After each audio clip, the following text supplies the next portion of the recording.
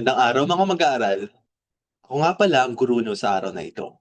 Ako si Ginoong Leonel R. Pelisarda. Ngayon, tignan ninyo ang mga larawan na nasa aking itaas.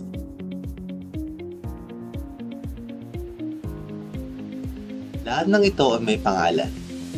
Tukuyin nga natin ang mga salitang ito. Ano ito? Tama.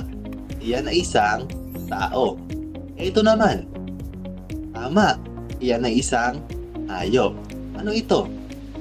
Tama rin. Ayan ay isang lugar. At ito ay isang halimbawa ng bagay mahusay. Ngayon, alam niyo ba na ang mga iyan ay tinatawag na pangalan? Ang salitang nagbibigay ng pangalan sa tao, hayop, lugar, bagay, at maging sa ideya ay tinatawag na pangalan. Ito ang mga halimbawa. Sa tao, guro. Sa hayop, pusa.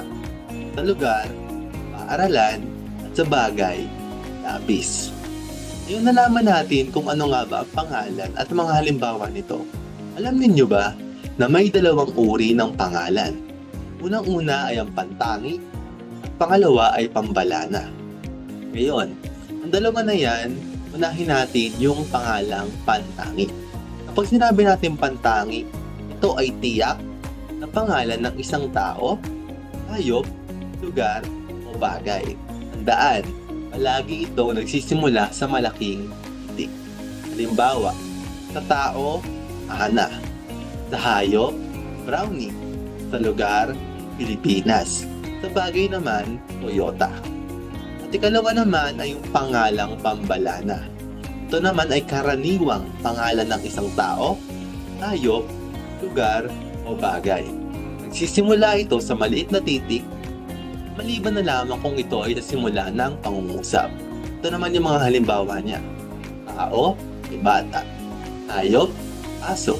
Lugar, bansa. At bagay, kotse. Ngayon, nalaman natin kung ano nga ba yung pangalan. At yung dalawang uri nito, yung pangalang pantangi at pambalana. Ngayon naman, bibigyan ko kayo ng maikling pagsusulit para tukuyin ninyo ang mga sumusunod na salita kung ito ba yung pangalang pantangi o pangalang pambalana. Unahin natin ito. Ano kaya ito?